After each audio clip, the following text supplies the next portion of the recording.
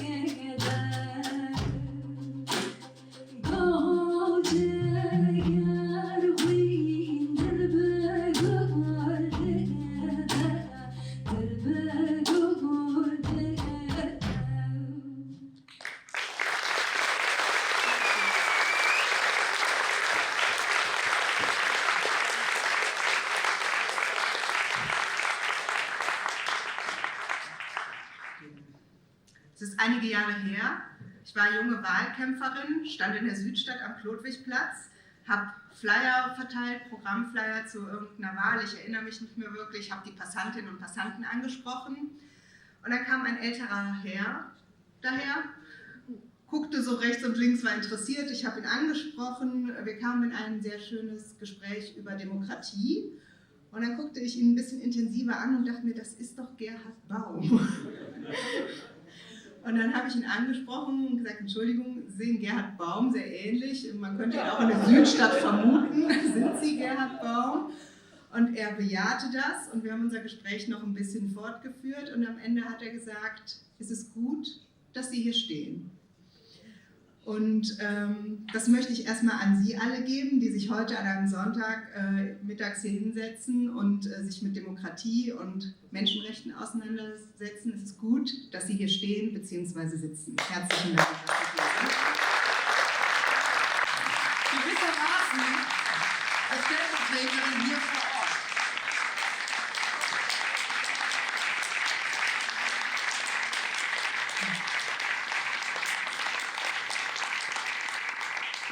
Also die Preisvergabe feierlich wie immer mit Blumen. Die sind jetzt sozusagen auf Ersatzweise. Und wir müssen mal die Katze angucken. Ja, wer nicht was vergessen hat, gute Frau. Da ist sie. Wie machen wir das jetzt? Ich halte mal die Blumen. So. Jetzt kommt erstmal der Text. Okay, also wir haben uns das jetzt so gedacht.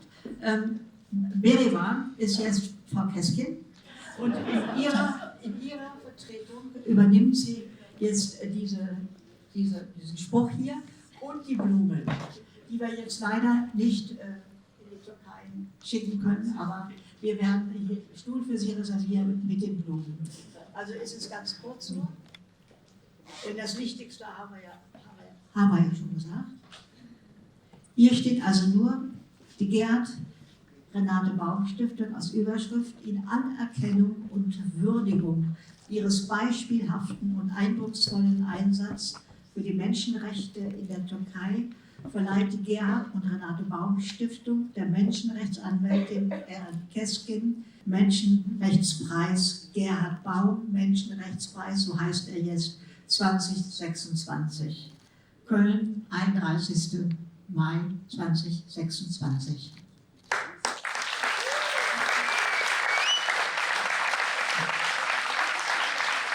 Die Blumen übergebe ich jetzt obligatorisch. Beruhige sich auf den Lehrstuhl. So. Mit der Urkunde. Frau Wittinger auch gerne. Also, Ja, bitte, bitte. wegen der Länge. Genau. Ja, beim Hintergrund ist auch drauf. Sehr schön.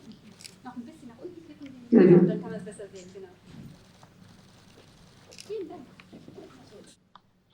Öncelikle ödül komitesine Gerhard Baum adına verilen ve insan hakları mücadelesi ve ırkçılıkla mücadelede yer alan insanlara verilen bu ödülün bana verilmiş olması nedeniyle çok mutluyum. Her şeyden önce çok teşekkür ediyorum. Bu tür ödüller bizim çalışmalarımızı değerlendiriyor ve bize güç veriyor. Maalesef ki kendi coğrafyamızda cezalandırılıyoruz ama yurt dışında özellikle kendi coğrafyamızdan insanların çok olduğu bir yerden verilen bu ödül çok anlamlı. Tekrar çok teşekkür ediyorum ödül komitesine. Bir kere her şeyden önce coğrafyanın temel bir meselesi var. Kürt meselesi.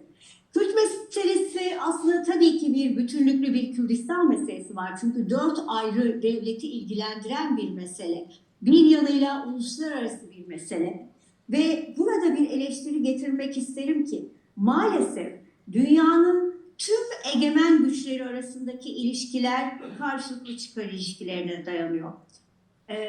O nedenle de bizim coğrafyamızda yaşanan çatışma ve savaş ortamı dünya egemenleri tarafından hiçbir zaman gerçek anlamda görülmedi. Ve bu çatışma ve savaş süreci gerçek anlamda bir değerlendirmeye tabi tutulmadı. Oysa çok büyük insan hakları ihlalleri işlendi. Maalesef görmezden gelindi ve gelinmeye de devam ediyor. Burada Avrupa Birliği'ne bir eleştiride bulunmak istiyorum. Avrupa Birliği, Türkiye'nin birçok sözleşmede imza ortağı. Aslında Türkiye birçok insan hakları ile ilgili birçok meseleyi garanti altına almış bir devlet. Çünkü çok fazla sözleşmede imzası var. Ve bu sözleşmede imza ortağı olan Avrupa Birliği ülkeleri var. Ama maalesef ki bu sözleşmelerin denetim mekanizmalarını birbirlerine karşı asla işletmiyorlar. O nedenle de bu sözleşmeler sadece yazıda kalıyor. Bunun da özellikle altını çizmek istiyorum. Die Rahmenbedingungen noch nicht frei sind, bin ich mir ganz sicher, dass unsere Begegnung geprägt sein wird von Freiheit.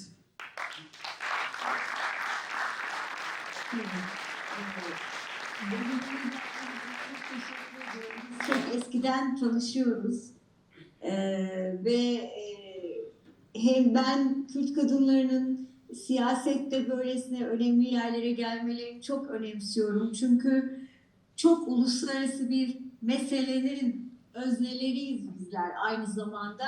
Kadın olarak bulunduğu coğrafyada bir Kürt kadını olarak siyaset yapıyor olması ve bunu insan hakları temelli olarak yapıyor olması çok önemli. Dediğim gibi çok eskiden tanışıyoruz ama uzun yıllardır bu koşullar nedeniyle görüşemedik. Dilerim bir gün tekrar bir araya geliriz ve görüşürüz. Ben tekrar çok teşekkür ediyorum. Gerhard Baum adına verilen bu önemli ödüle çok teşekkür ediyorum. Çok önemli ve çok onurlu. Çok sağ olun. Çok sağ olun.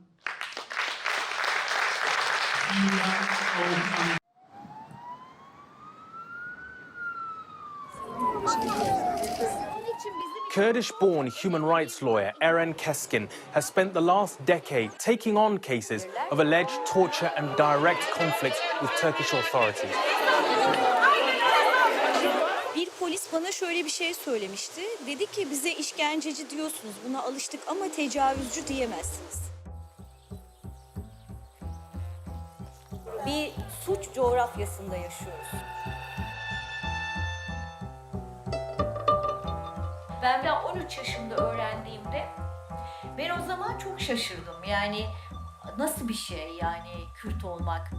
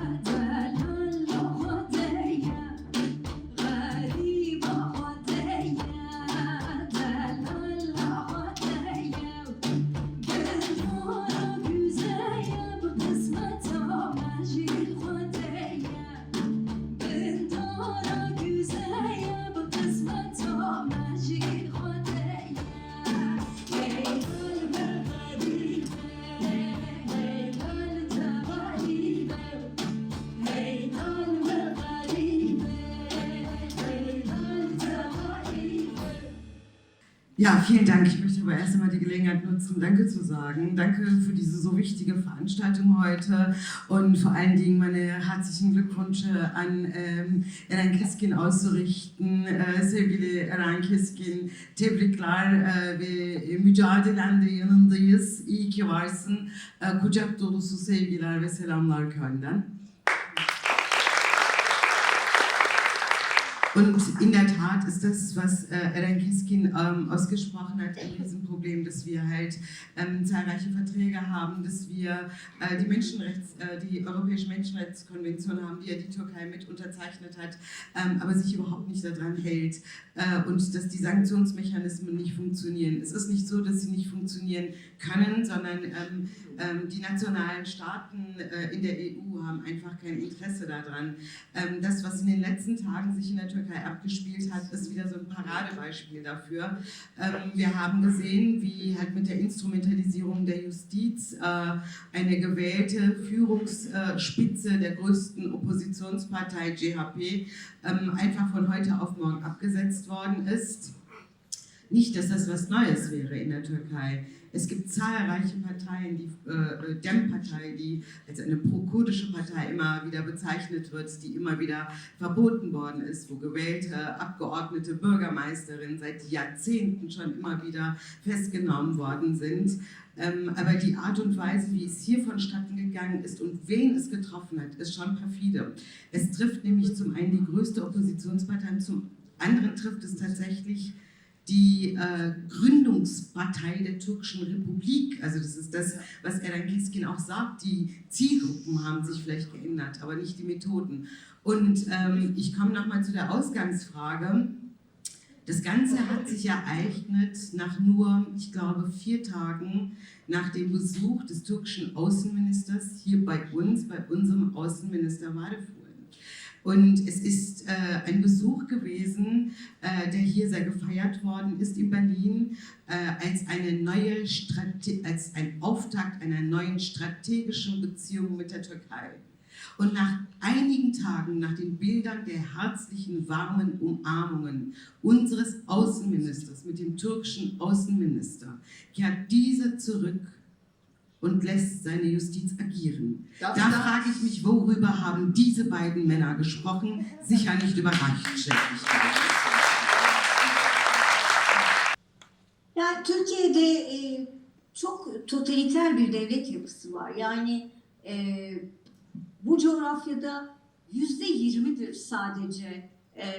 %20 ile açıklayabiliriz. Biatsız, gerçekten her şeyi göze alarak mücadele eden muhalifleri.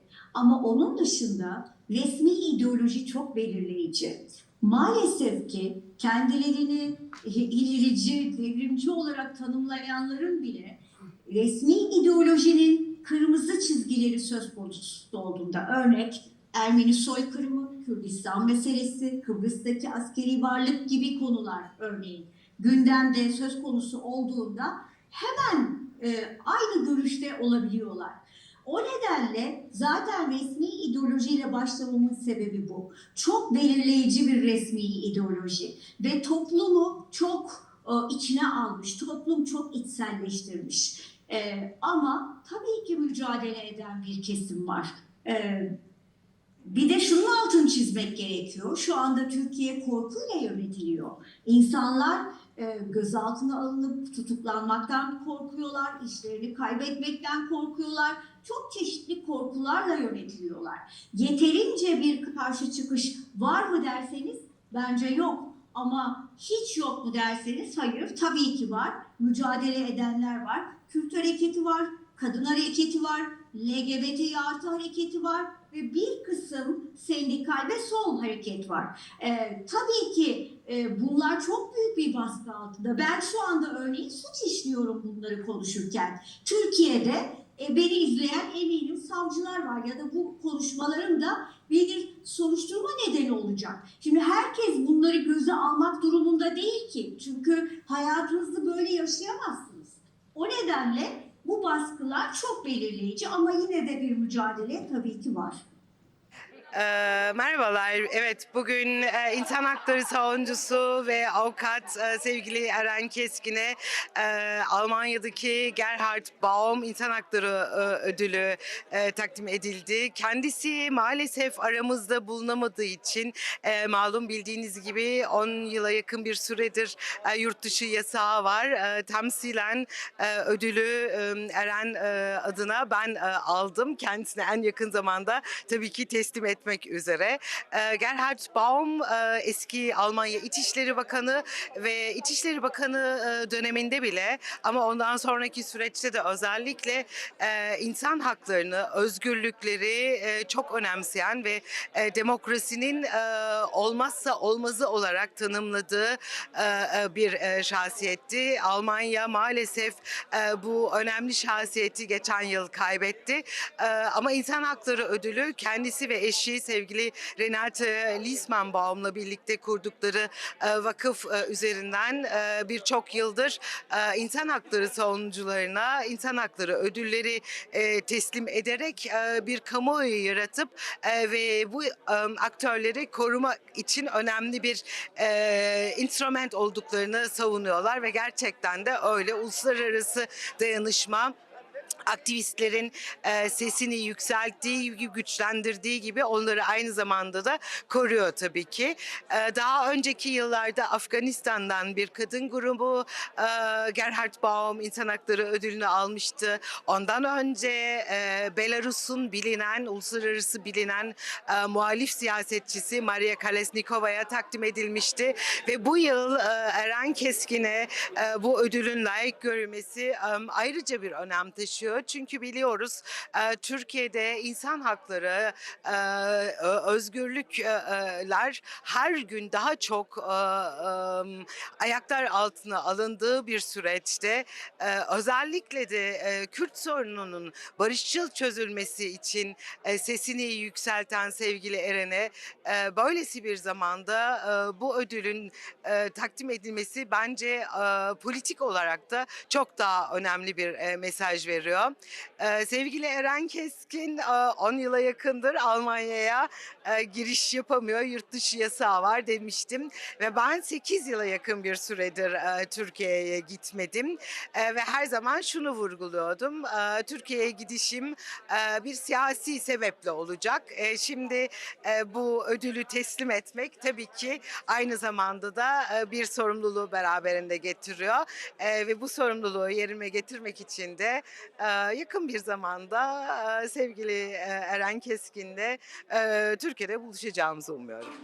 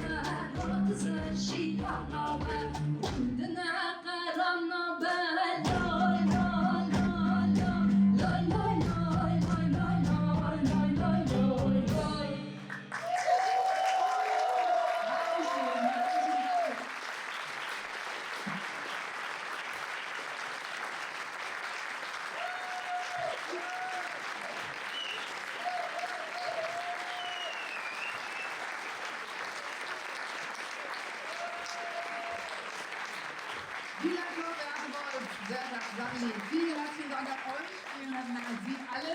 Für